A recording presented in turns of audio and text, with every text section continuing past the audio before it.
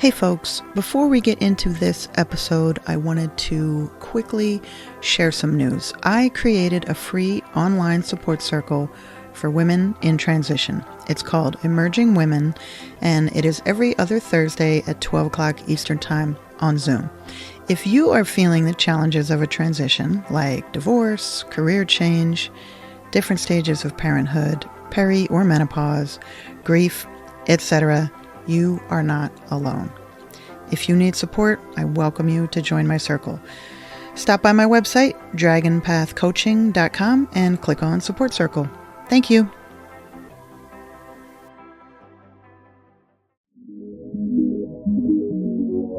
Hey folks, I know you could be listening to one of a million different podcasts right now, and I am super grateful you picked this one.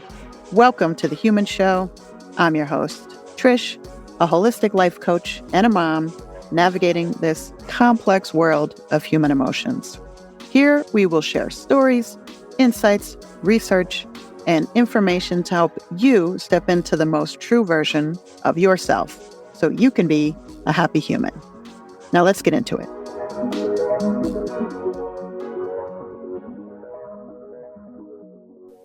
Hey folks, thanks for being here. So, I want you to imagine someone kind of pokes you on your shoulder and it hurts like heck. Because it turns out you had a bruise there, you didn't even know it. So they poke you there and you jump and you're like, what'd you do that for? And they're like, what? Do what? I didn't do anything. I just tapped you. So they didn't know you had a bruise there. You didn't know you had a bruise there.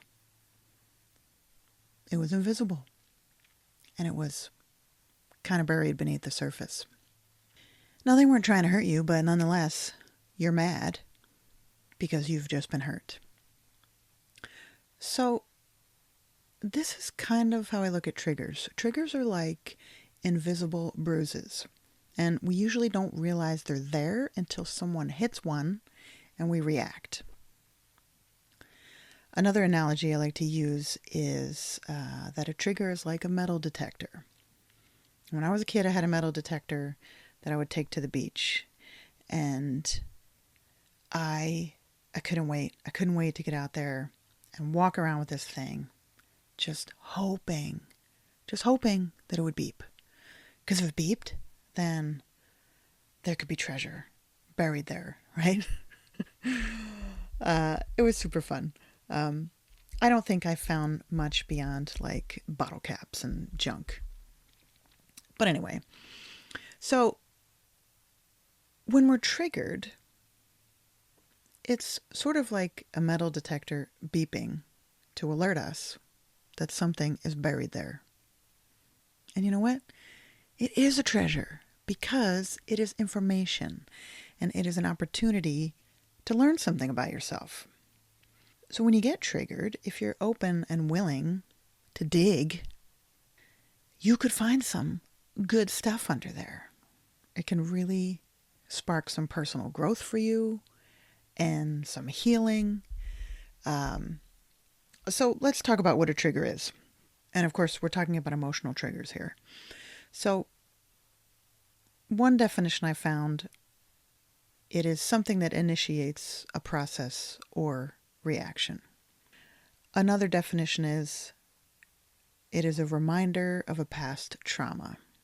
I like both of these because they're simple and accurate. So let's take a minute and talk about trauma and what trauma means, because it's really important to understand. And for a long time, I did not.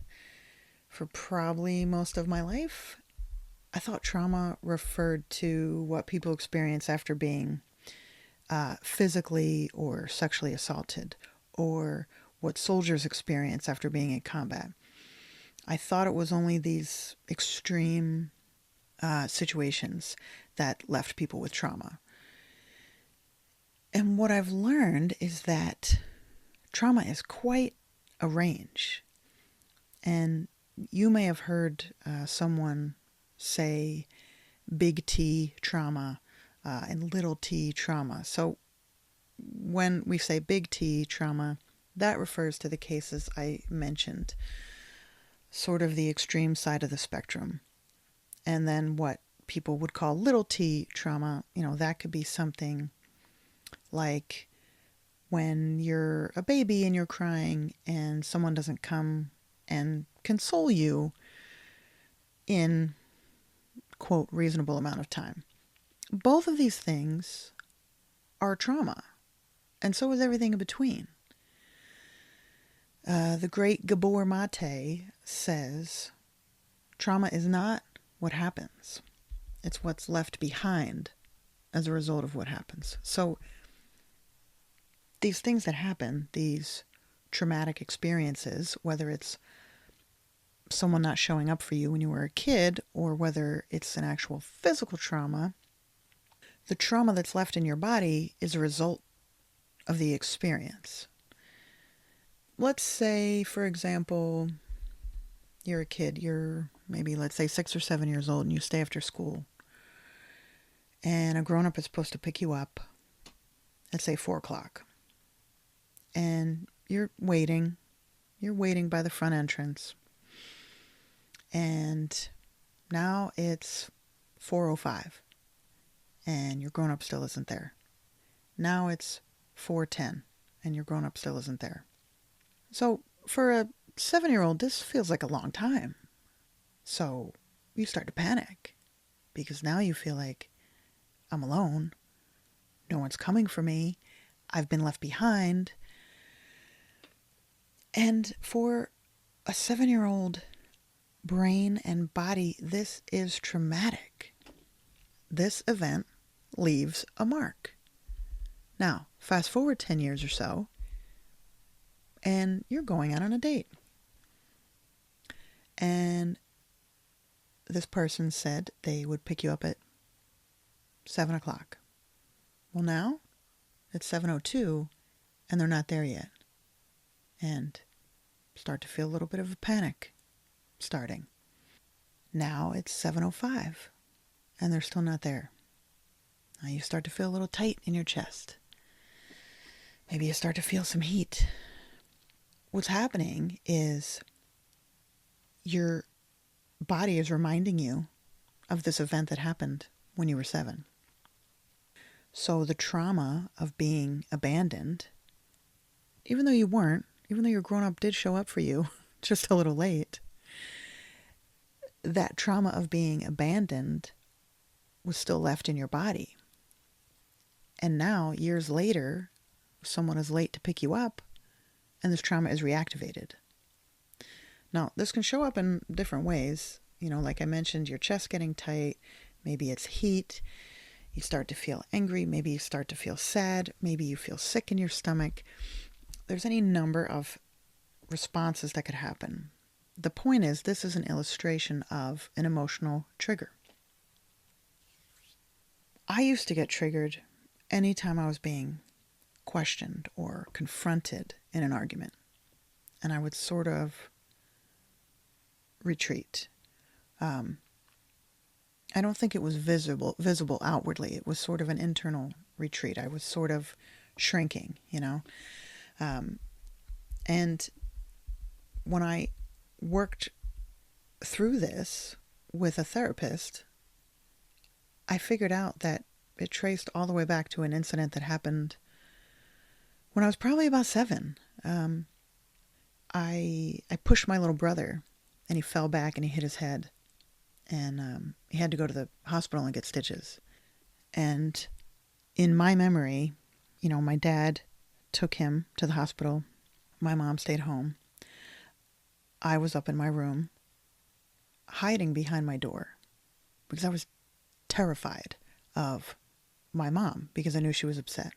And in my memory, she came upstairs and she opened the door, in a fit of rage, kind of pushed the door into me as I was standing behind it.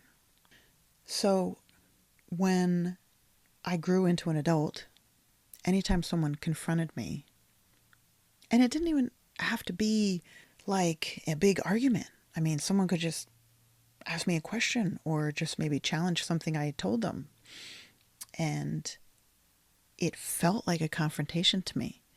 And what I learned was that every time I was going all the way back to when I was 7, hiding behind that door, feeling like my mom was going to kill me, terrified. So every time I was in an interaction with someone like this, I went into retreat mode because that trauma that lived in my body was reactivated.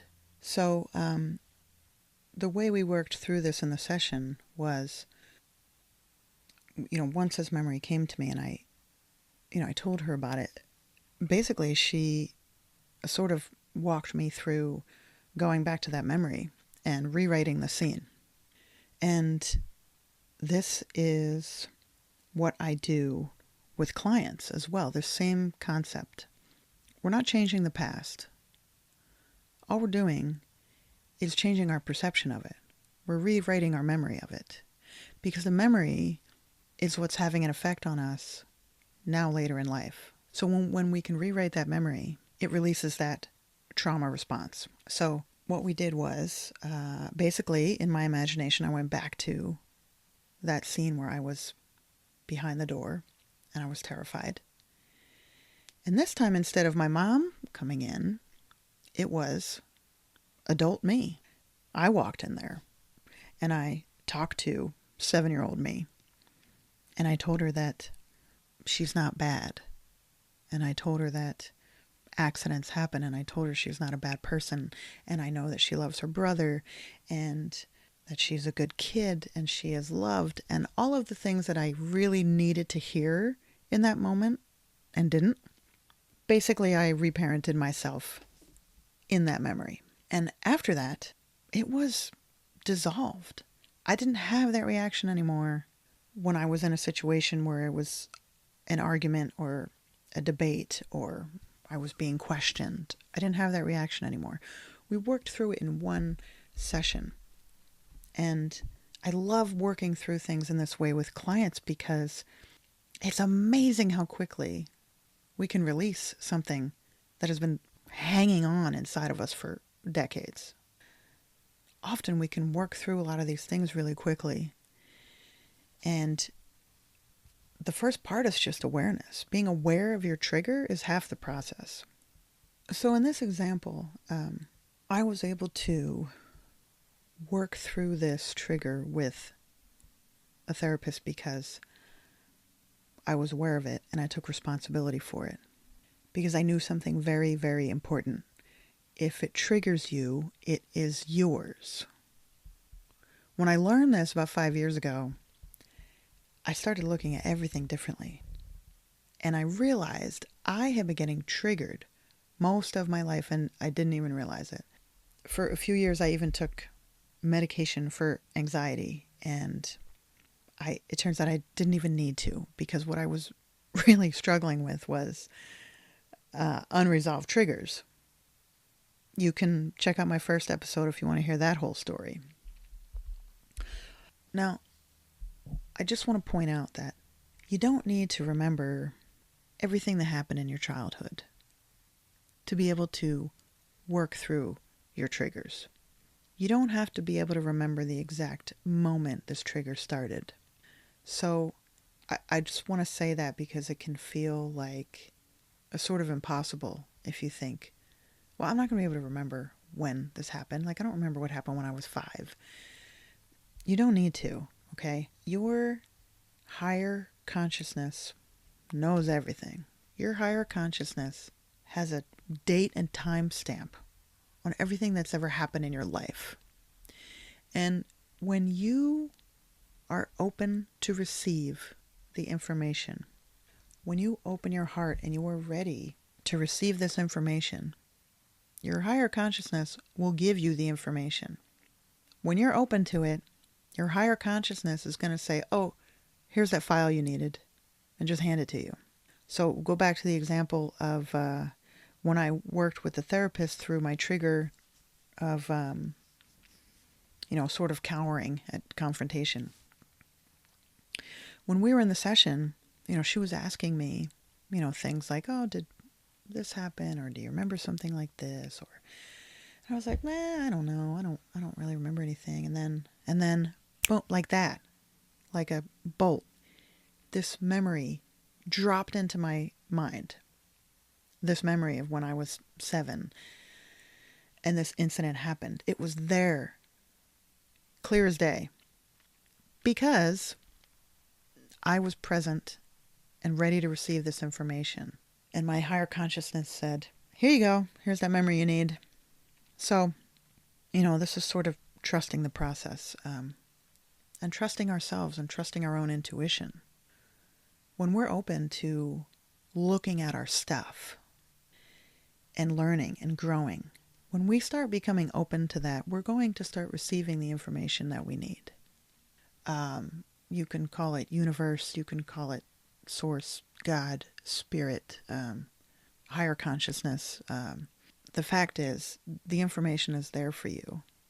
And when you're ready to receive it, it'll come to you.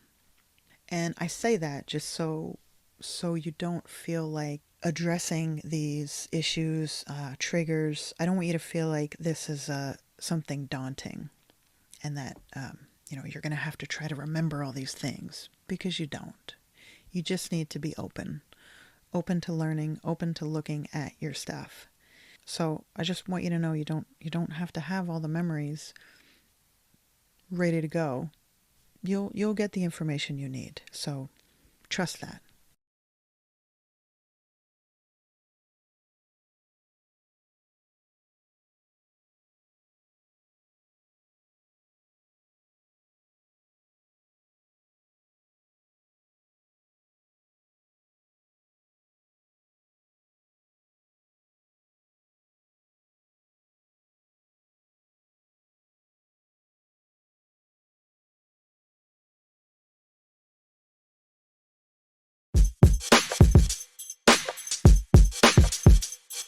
Who said that? Who said that? Who said that? Who said that? Who said that? Who said that? Who said that? Between stimulus and response, there is a space. In that space is our power to choose our response. In our response lies our growth and our freedom. So this is a cool story.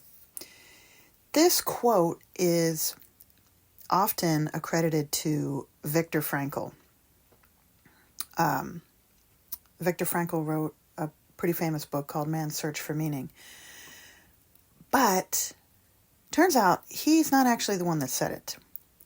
So I found this story from Stephen Covey, another author, and he said, while he was on a writing sabbatical in Hawaii, he went to a university library, picked up a book, and he read those lines. He didn't know the name of the author or the book, and later, on another trip to Hawaii, he tried to go back to the library so he could find this book, and the library was gone. So he doesn't know where this quote came from. I don't know where this quote came from, but it's from a book. People think it's Viktor Frankl. It's not. So if anybody knows the book where this quote came from, I would love to know. So, all right, I want to bring up another facet of the triggers conversation, and that is limiting beliefs. Now, I see limiting beliefs as sort of this midway point between a trigger and the traumatic memory. So sometimes when we're triggered, the trigger points to a limiting belief. And when we follow it, it will lead us to the trauma or the traumatic memory. Years ago, I went to this one therapist, and in one session, she starts saying, I know you murdered those people in the next town. I know you're the axe murderer that the police are looking for. I know you did it. And I was thinking, what the hell is she talking about? And I was sort of smiling because I thought, okay, this is ridiculous. Where is this going? Then she said, you're a bad mother. Well, I just felt like I had been punched in the gut. So the first thing she said to me, telling me I'm an axe murderer, there was not one microscopic part of me that believed that was true. So I was completely unfazed. But when she said, "You're a bad mother," I felt like I had just been punched in the gut. Why? Because there was some small part of me that did believe that was true. So her words triggered my limiting belief of, I'm not a good enough mother. And to be clear, that's why she was doing this, was to illustrate the trigger, to illustrate the limiting beliefs. She wasn't just being a jerk. So what this belief led to, like so many others, was a time in childhood when I received the message that I wasn't good enough. It could have been from a parent, a teacher, any grown-up.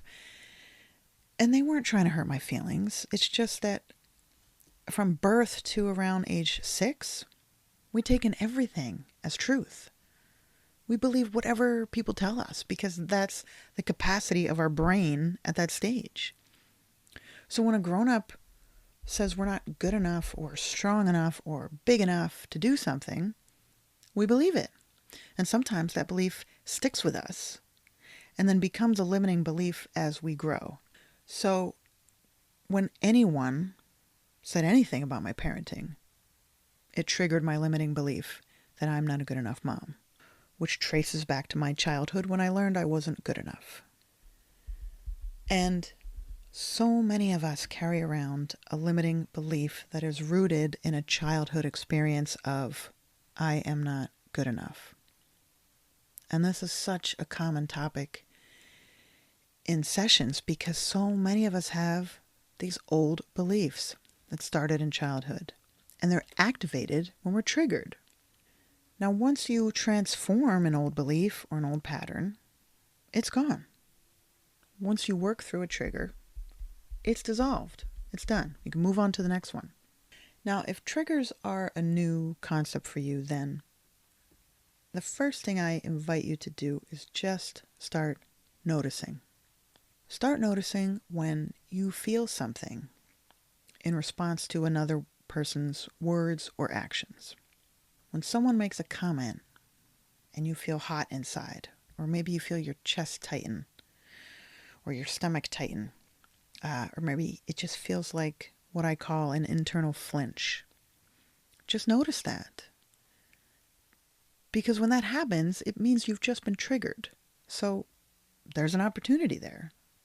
And I know if you're in a public place or, if you're with other people or if you're at work, it's not the ideal time to work through your trigger. So when you notice one, what I encourage you to do is just make a note of it so you can revisit it later. I love using the Notes app on my phone. I'll either type it or I will voice to text so I don't forget it. And then later when I have some time and some privacy, I will reflect on it. I will write about it. Journaling is a great way to process and work through triggers. So let's take the example of someone, questioning or commenting my parenting. Let's look at how I might process that today. So I might write, this person said, "Hey, are you sure you're going to let your kid do that?" And I felt my whole body tighten up. And then I would just keep writing what else I felt. I might write, I was mad because it's none of their business how I raise my kid. And maybe I would write, I thought it was pretty intrusive. I thought they were being rude. And I would just keep writing and just keep writing whatever comes up. And I might say, I felt a little embarrassed. I might write, I felt like I was being reprimanded. I felt like I was being judged. And I would just keep writing. Let whatever comes to me just flow out of the pen. And I might write, I felt a little bit of shame. And as I start to dig deeper, I would find that, you know what? I'm not sure I'm doing all the right things as a parent. So by writing and digging down into that place, that realization, that acceptance that I question my own parenting. Getting down to that place and accepting that that's a truth for me, then it makes complete sense that a comment from a stranger about my parenting would fire me up, because I already had that part of me inside that was thinking those things or questioning my parenting. So step one is for you to start noticing. Just start noticing any reaction you have when you feel defensive, when you say something defensive, when your body tightens up, when you feel heat, when you have any kind of reaction to something another person says or does. Just notice, because these are triggers and they're letting you know that something is buried there.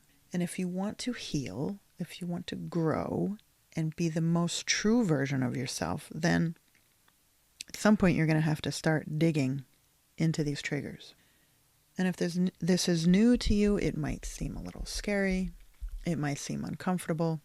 But once you start doing it, it gets easier.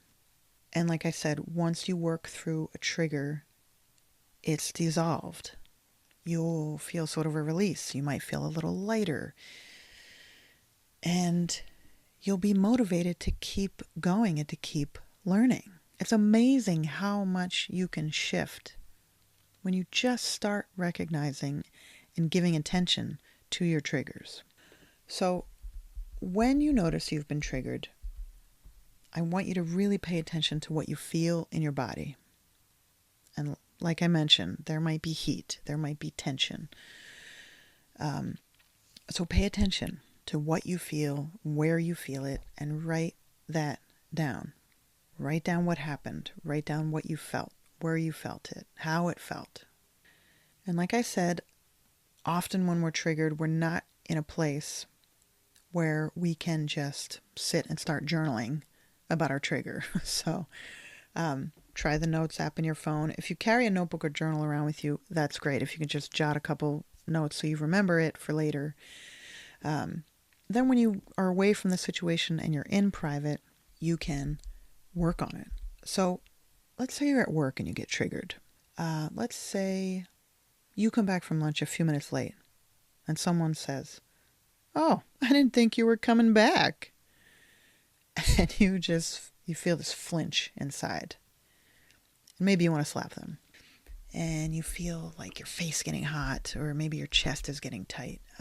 So this is a trigger. And what you can do, because chances are, if you're in the middle of your workday, you're not going to be able to take like 20 minutes to sit and journal at your desk. Maybe you can. If you have your own office and you can close the door, go for it. But if not, if you're in a place where other people are in the room, if you're in like a cubicle, if you share space with people, I'd like to offer you a way to sort of move through it so you can get on with your day. Let's say you're at a desk and you felt this triggered. Now you're feeling like your chest is squeezed, right? It's super tight. The first thing you do is notice. All right, my chest is really tight. If you're able to close your eyes, great. If not, you don't have to. What I encourage you to do is just put your awareness on that spot where you feel the tightness. And then take a nice, slow, deep breath in through your nose. And when you do that, I want you to imagine that you're breathing this air right to that spot of tension.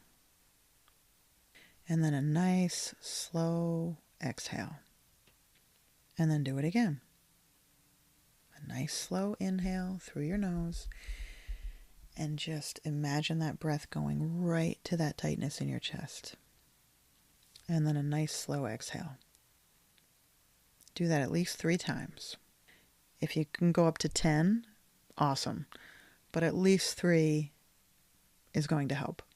And if you're doing this at your desk and your eyes are open, you're just looking at your computer, and nobody will know what you're doing. You'll just look like you're looking at your computer. And no one will have any idea that you were doing some very intentional breathing to move through a trigger. So that could be pretty fun too. Just knowing that you're doing this really cool thing and nobody knows what you're doing. So there's a suggestion for getting through it, when you're not in a place where you can process it, but you just need to get on with your day. And you can go back later and work on it. So after these few breaths, you'll notice that tightness is going to start loosening up. It's going to start releasing. And the reason for that is that you're giving it attention.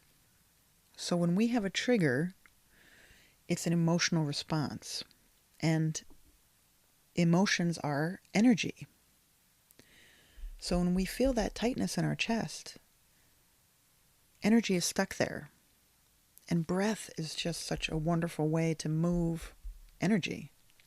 And it's quick and it's simple and you don't need any equipment. All you need is you. So breath is a really, really great tool for moving this energy out of your body so you can get on with your day. So if you've been triggered and you need to just keep going for now, you just need a reset, then breathing into the area where you feel the physical response is a really great way to move that energy. And when you do that, I still encourage you to make a note of what it was that caused you to have that response.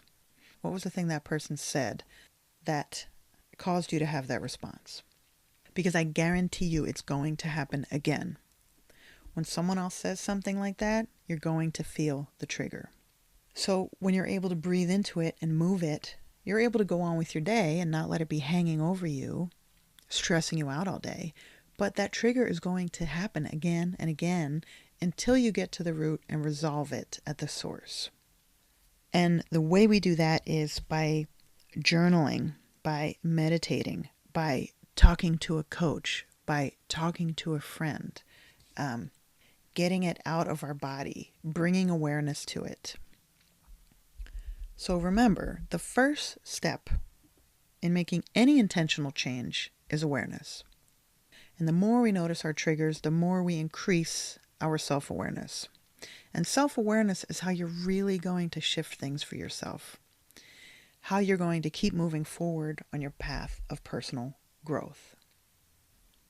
Okay, so I'm going to wrap it up there for today. And I am welcoming new clients. So if you'd like to work through triggers or anything else, my info is in the show notes. And as always, you are enough, just as you are, and you are loved. Make a great day.